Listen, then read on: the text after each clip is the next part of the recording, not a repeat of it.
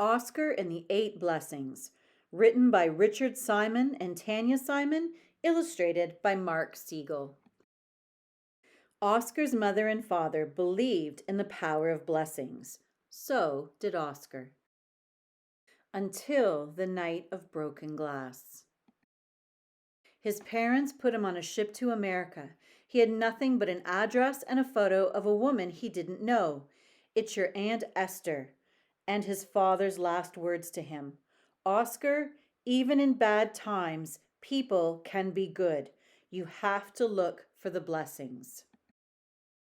Oskar and the Eight Blessings. Oskar arrived in New York on the 7th day of Hanukkah. It was also Christmas Eve. He knew his Aunt Esther would be lighting the menorah at sunset.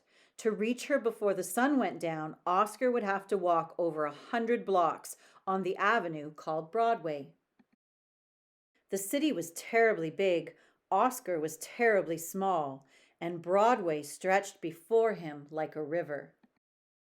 Oskar was already tired, hungry, and cold. His father's last words to him felt very far away.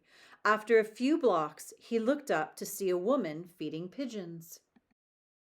She offered him a piece of a stale roll so he could feed them too. Oskar wanted to feed the birds, but he was too hungry not to swallow the morsel himself. The woman reached inside her coat and gave him a small loaf of bread. It was warm and fresh. It gave him the strength to keep walking. He saw a newsstand full of comics. One showed a strong man in a cape doing amazing things. He stopped bullets. He stopped trains. The newsstand man held out his hand. Oskar didn't have money, so he gave the comic book back. The man called to him.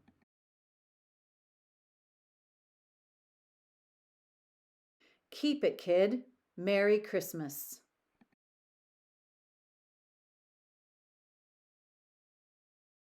Oskar clutched his gift, his Superman, and he heard his father's words.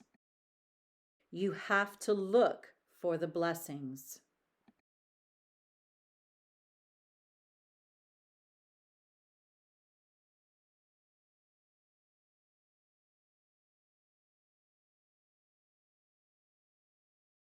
Oskar kept walking. He stopped when he heard music coming from a little alley where a big man was humming a jazzy tune. The man whistled to Oskar. Oskar whistled back. They made a tune as fast and light as the snowflakes falling around them. It was Oskar's first conversation in America. At the corner of a park, boys were having a snowball fight. One boy slipped. Oskar leapt and caught him, just as the Superman would have done.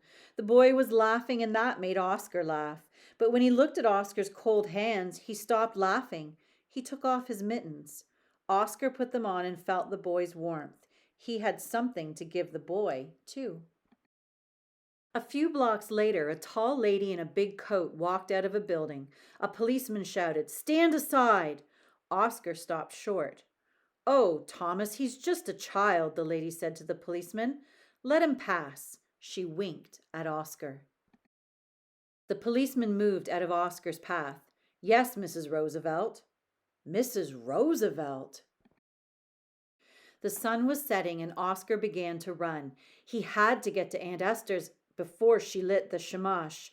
Running, he stumbled and fell.